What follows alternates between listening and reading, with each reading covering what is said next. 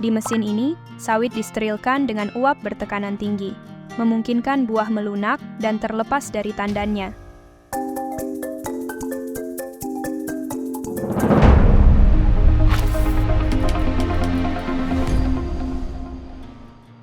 Hai Sobat Agro, selamat datang di Agro Insight.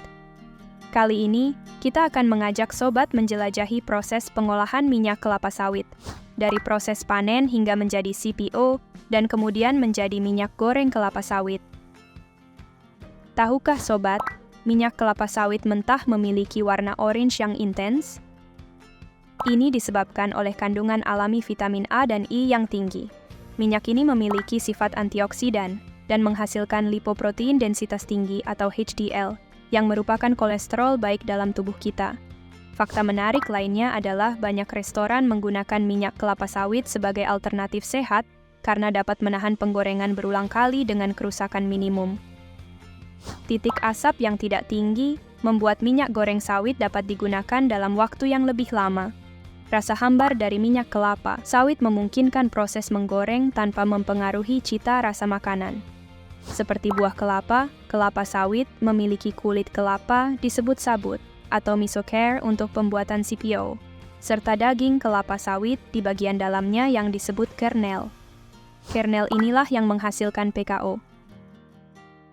Ketika masa panen tiba, tandan sawit harus segera dipanen dan diangkut ke pabrik pengolahan dalam 24 jam untuk menghasilkan minyak kelapa sawit terbaik. Tandan sawit dari perkebunan rakyat diangkut menggunakan truk, dan setiap truk yang masuk ke pabrik akan melewati jembatan timbang perusahaan.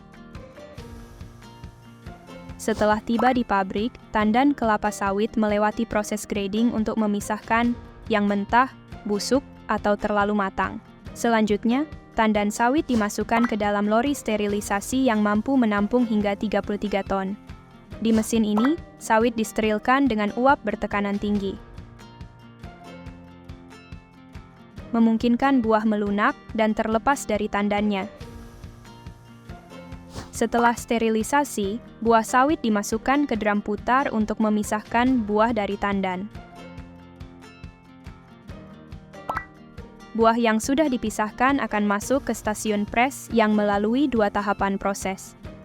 Pertama, buah dilumat untuk memudahkan keluarnya daging buah dari bijinya. Kedua, buah masuk ke ruang preser yang menghasilkan crude oil atau minyak kasar, serta press cake yang digunakan sebagai bahan bakar operasional mesin sterilisasi. Minyak kasar selanjutnya dipompa ke tabung klarifikasi untuk memisahkan minyak, air, dan kotoran secara gravitasi. Minyak hasil klarifikasi ini lebih dikenal sebagai CPO atau crude palm oil, bahan baku minyak kelapa sawit mentah.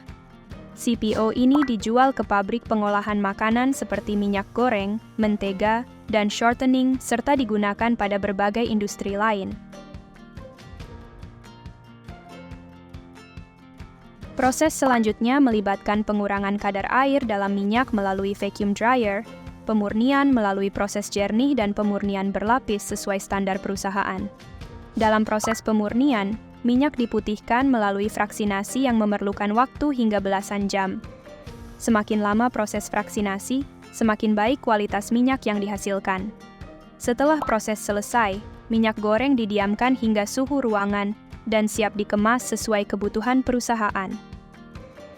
Minyak kelapa sawit meskipun banyak digunakan dalam ribuan produk sehari-hari, menjadi kontroversial karena perambahan hutan hujan yang luas untuk perkebunan kelapa sawit. Kesadaran akan dampak lingkungan ini penting untuk langkah-langkah menuju penggunaan yang lebih berkelanjutan. Terima kasih telah menonton video ini, dan sampai jumpa di video berikutnya.